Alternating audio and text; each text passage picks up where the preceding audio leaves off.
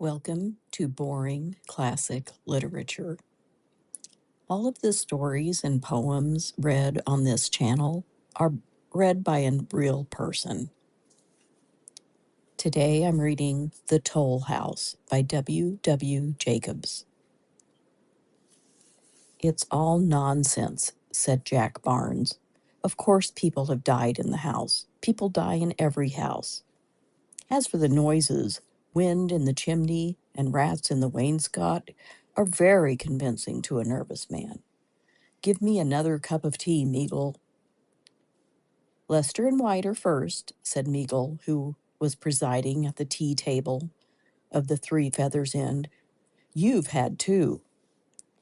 Lester and White finished their cups with irritating slowness, pausing between sips to sniff the aroma and to discover the sex and dates of arrival of the strangers which floated in some numbers in the beverage.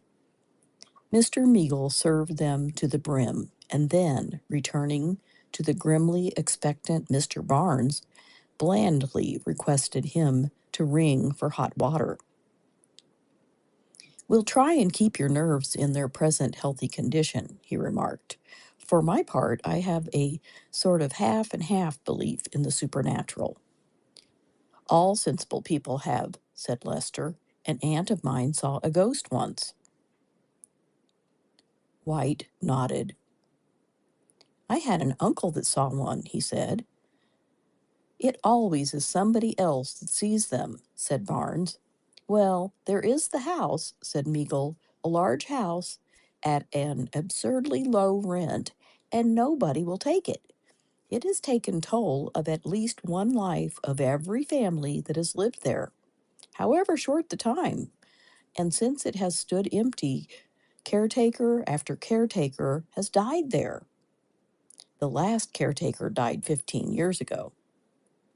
Exactly, said Barnes, long enough ago for legends to accumulate. I'll bet you a sovereign you won't spend the night there alone, for all your talk, said White suddenly. And I, said Lester. No, said Barnes slowly, I don't believe in ghosts, nor in any supernatural things, whatever. All the same, I admit that I should not care to pass a night there alone. But why not? Inquired White. Wind in the chimney, said Meagle with a grin. Rats in the wainscot, chimed in Lester. As you like, said Barnes, coloring. Suppose we all go, said Meagle. Start after supper and get there about 11. We have been walking for 10 days now without an adventure, except Barnes's discovery that ditch water smells longest. It will be a novelty at any rate, and if we break the spell by all surviving, the grateful owner ought to come down handsome. Let's see what the landlord has to say about it first, said Lester. There is no fun in passing a night in an ordinary empty house. Let us make sure that it is haunted. He rang the bell, and sending for the landlord, appealed to him in the name of our common humanity not to let them waste a night watching in a house in which specters and hobgoblins had no part. The reply was more than reassuring, and the landlord, after describing with considerable art the exact appearance of a head which had been seen hanging out of a window in the moonlight, wound up with a polite but urgent request that they would settle his bill before they went. It's all very well for you young gentlemen to have your fun, he said indulgently, but supposing as how you are all found dead in the morning, what about me? It ain't called the Toll House for nothing, you know. Who died there last? Inquired Barnes with an air of polite derision. A tramp, was the reply. He went there for the sake of half a crown, and they found him next morning hanging from the balusters, dead. Suicide, said Barnes. Unsound mind. The landlord nodded. That's what the jury brought it in, he said slowly. But his mind was sound enough when he went in there. I'd known him off and on for years. I'm a poor man, but I wouldn't spend the night in that house for 100 pounds. He repeated this remark as they started on their expedition a few hours later. They left as the inn was closing for the night. Bolts shot noisily behind them, and as the regular customers trudged slowly homeward, they set off at a brisk pace in the direction of the house. Most of the cottages were already in darkness, and lights in others went out as they passed. It seems rather hard that we have got to lose a night's rest in order to convince Barnes of the existence of ghosts, said White. It's in a good cause, said Meagle, a most worthy object, and something seems to tell me that we shall succeed. You didn't forget the candles, Lester. I have brought 2, was the reply, all the old man could spare. There was but little moon, and the night was cloudy. The road between high hedges was dark, and in one place, where it ran through a wood so black that they twice stumbled in the uneven ground at the side of it. Fancy leaving our comfortable beds for this, said White again. Let me see. This desirable residential sepulchre lies to the right, doesn't it? Farther on, said Meagle. They walked on for some time in silence, broken only by White's tribute to the softness, the cleanliness, and the comfort of the bed, which was receding farther and farther into the distance. Under Meagle's guidance, they turned off at last to the right, and after a walk of a quarter of a mile, saw the gates of the house before them. The lodge was almost hidden by overgrown shrubs, and the drive was choked with rank growths. Meagle leading, they pushed through it until the dark pile of the house loomed above them. There is a window at the back where we can get in, so the landlord says, said Lester, as they stood before the hall door. Window?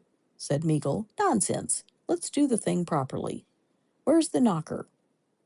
He felt for it in the darkness and gave a thundering rat-tat-tat at the door. Don't play the fool, said Barnes crossly. Ghostly servants are all asleep, said Meagle gravely, but I'll wake them up before I'm done with them. It's scandalous keeping us out here in the dark. He plied the knocker again, and the noise volleyed in the emptiness beyond.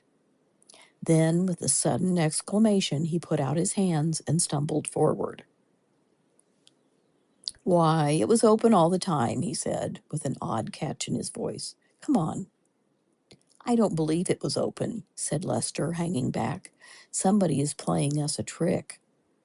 Nonsense, said Meagle sharply. Give me a candle. Thanks. Who's got a match? Barnes produced a box and struck one, and Meagle, shielding the candle with his hand, led the way forward to the foot of the stairs. Shut the door, somebody, he said. There's too much draught. It is shut, said White, glancing behind him.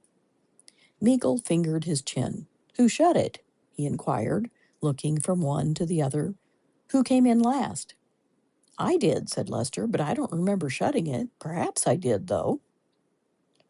Meagle, about to speak, thought better of it, and still carefully guarding the flame, began to explore the house, with the others close behind. Shadows danced on the walls and lurked in the corners as they proceeded. At the end of the passage, they found a second staircase, and ascending it slowly gained the first floor. Careful, said Meagle as they gained the landing.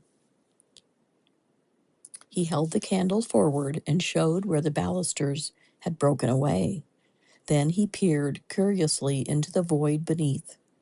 This is where the tramp hanged himself, I suppose, he said thoughtfully.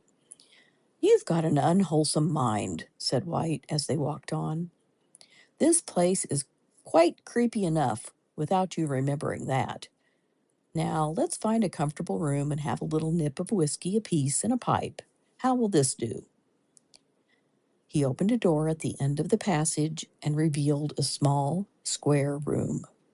Meagle led the way with the candle, and first, melting a drop or two of tallow, stuck it on the mantelpiece. The others seated themselves on the floor and watched pleasantly as White drew from his pocket a small bottle of whiskey and a tin cup. I've forgotten the water, he exclaimed. I'll soon get some, said Meagle. He tugged violently at the bell handle, and the rusty jangling of a bell sounded from a distant kitchen. He rang again. Don't play the fool, said Barnes roughly. Meagle laughed. I only wanted to convince you, he said kindly. There ought to be, at any rate, one ghost in the servants' hall. Barnes held up his hand for silence. Yes, said Meagle, with a grin at the other two. Is anybody coming? Suppose we drop this game and go back, said Barnes suddenly. I don't believe in spirits, but nerves are outside anybody's command. You may laugh as you like, but it really seemed to me that I heard a door open below and steps on the stairs. His voice was drowned in a roar of laughter. He is coming around, said Meagle with a smirk. By the time I have done with him, he will be a confirmed believer. Well, who will go and get some water? Will you, Barnes? No, was the reply. If there is any, it might not be safe to drink after all these years, said Lester. We must do without it. Meagle nodded, and taking a seat on the floor, held out his hand for the cup. Pipes were lit, and the clean, wholesome smell of tobacco filled the room. White produced a pack of cards. Talk and laughter rang through the room and died away reluctantly in distant corridors. Empty rooms always delude me into the belief that I possess a deep voice, said Meagle. Tomorrow He started up with a smothered exclamation as the light went out suddenly, and something struck him on the head. The others sprang to their feet. Then Meagle laughed. It's the candle, he exclaimed. I didn't stick it enough. Barnes struck a match and, relighting the candle, stuck it on the mantelpiece and, sitting down, took up his cards again. What was I going to say? Said Meagle. Oh, I know. Tomorrow Listen, said White, laying his hand on the other's sleeve. Upon my word, I really thought I heard a laugh. Look here, said Barnes. What do you say to going back? I've had enough of this. I keep fancying that I hear things, too. Sounds of something moving about in the passage outside. I know it's only fancy, but it's uncomfortable. You go if you want to, said Meagle, and we will play dummy. Or you might ask the tramp to take your hand for you as you go downstairs. Barnes shivered and exclaimed angrily. He got up and, walking to the half-closed door, listened. Go outside, said Meagle, winking at the other two. I'll dare you to go down to the hall door and back by yourself. Barnes came back and, bending forward, lit his pipe at the candle. I am nervous, but rational, he said, blowing out a thin cloud of smoke. My nerves tell me that there is something prowling up and down the long passage outside. My reason tells me that this is all nonsense. Where are my cards? He sat down again and, taking up his hand, looked through it carefully and led. Your play, White, he said after a pause. White made no sign. Why, he's asleep, said Meagle. Wake up, old man, wake up and play. Lester, who was sitting next to him, took the sleeping man by the arm and shook him, gently at first, and then with some roughness, but White, with his back against the wall and his head bowed, made no sign. Meagle bawled in his ear and then turned a puzzled face to the others. He sleeps like the dead, he said, grimacing. Well, there are still 3 of us to keep each other company. Yes, said Lester, nodding, unless, good Lord, suppose... He broke off and eyed them, trembling. Suppose what? Inquired Meagle. Nothing, stammered Lester. Let's wake him. Try him again. White, White! It's no good, said Meagle seriously. There's something wrong about that sleep. That's what I meant, said Lester. And if he goes to sleep like that, why shouldn't... Meagle sprang to his feet. Nonsense, he said roughly. He's tired out, that's all. Still, let's take him up and clear out. You take his legs, and Barnes will lead the way with the candle. Yes? Who's that? He looked up quickly toward the door. Thought I heard somebody tap, he said with a shamefaced laugh. Now, Lester, up with him. 1, 2... Lester! Lester! He sprang forward too late. Lester, with his face buried in his arms, had rolled over on the floor fast asleep, and his utmost efforts failed to wake him. He is asleep, he stammered. Asleep! Barnes, who had taken the candle from the mantelpiece, stood peering at the sleepers in silence and dropping tallow over the floor. We must get out of this, said Meagle. Quick! Barnes hesitated. We can't leave them here, he began. We must, said Meagle in strident tones. If you go to sleep, I shall go. Quick, come! He seized the other by the arm and strove to drag him to the door. Barnes shook him off, and putting the candle back on the mantelpiece, tried again to arouse the sleepers. It's no good, he said at last, and turning from them, watched Meagle. Don't you go to sleep, he said anxiously.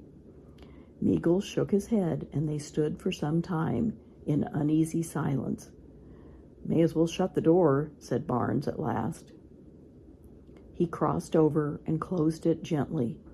Then, at a scuffling noise behind him, he turned and saw Meagle in a heap on the hearthstone.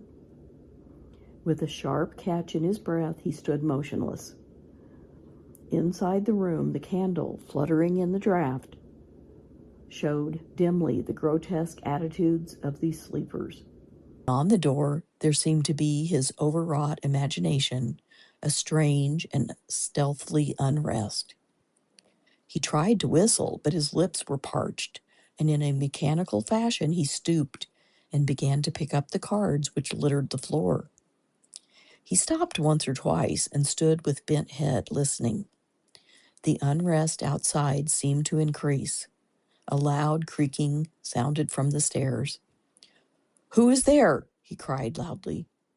The creaking ceased. He crossed to the door and, flinging it open, strode out into the corridor. As he walked, his fears left him suddenly. "Come on," he cried with a low laugh. All of you, show your faces, you infernal ugly faces. Don't skulk."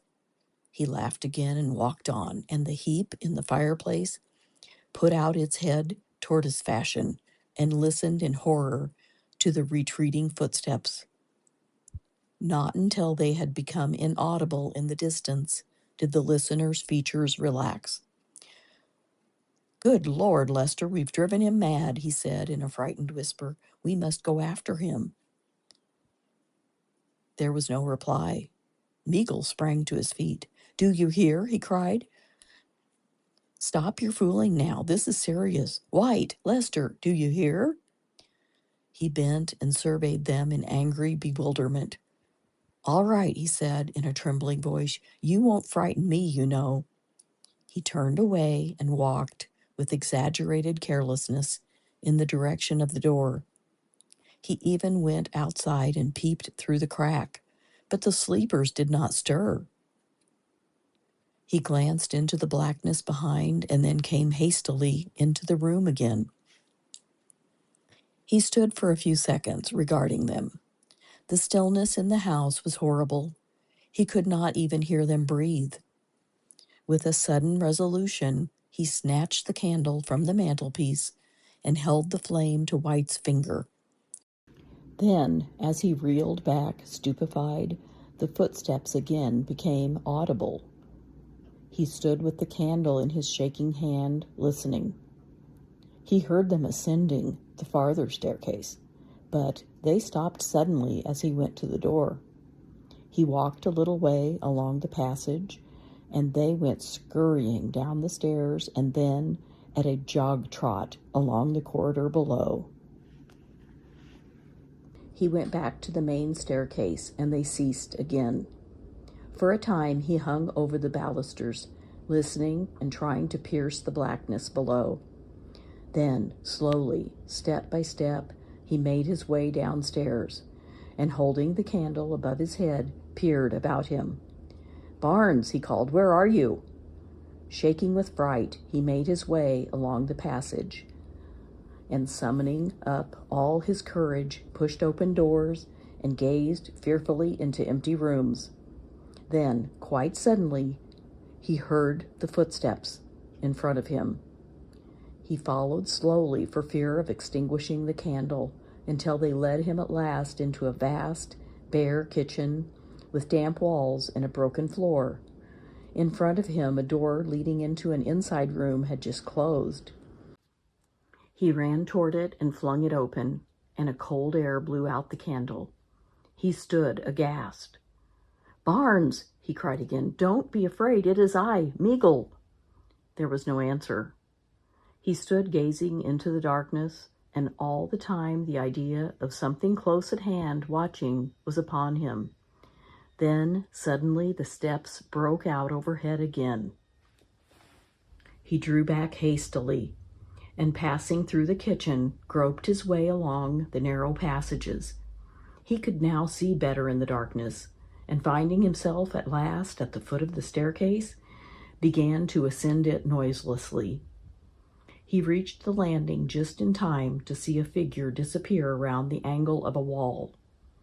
Still careful to make no noise, he followed the sound of the steps until they led him to the top floor, and he cornered the chase at the end of a short passage. "Barnes," he whispered, "Barnes!" Something stirred in the darkness. A small circular window at the end of the passage just softened the blackness and revealed the dim outlines of a motionless figure.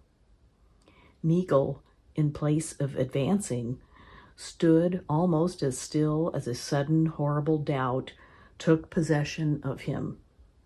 With his eyes fixed on the shape in front, he fell back slowly, and, as it advanced upon him, burst into a terrible cry. "Barnes! For God's sake, is it you?" The echoes of his voice left the air quivering, but the figure before him paid no heed. For a moment he tried to brace his courage up to endure its approach. Then, with a smothered cry, he turned and fled. The passages wound like a maze, and he threaded them blindly in a vain search for the stairs. If he could get down and open the hall door! He caught his breath in a sob. The steps had begun again. At a lumbering trot, they clattered up and down the bare passages, in and out, up and down, as though in search of him. He stood appalled, and then, as they drew near, entered a small room and stood behind the door as they rushed by. He came out and ran swiftly and noiselessly in the other direction, and in a moment the steps were after him. He found the long corridor and raced along it at top speed. The stairs, he knew, were at the end, and with the steps close behind, he descended them in blind haste. The steps gained on him, and he shrank to the side to let them pass, still continuing his headlong fight. Then suddenly he seemed to slip off the earth into space. Lester awoke in the morning to find the sunshine streaming into the room, and White sitting up and regarding with some perplexity a badly blistered finger. "Where are the others?" inquired Lester. "Gone, I suppose," said White. "We must have been asleep." Lester arose and, stretching his stiffened limbs, dusted his clothes with his hands and went out into the corridor. White followed. At the noise of their approach, a figure which had been lying asleep at the other end sat up and revealed the face of Barnes. "Why, I've been asleep," he said in surprise. "I don't remember coming here. How did I get here?" "Nice place to come for a nap," said Lester severely as he pointed to the gap in the balusters. "Look there, another yard, and where would you have been?" He walked carelessly to the edge and looked over.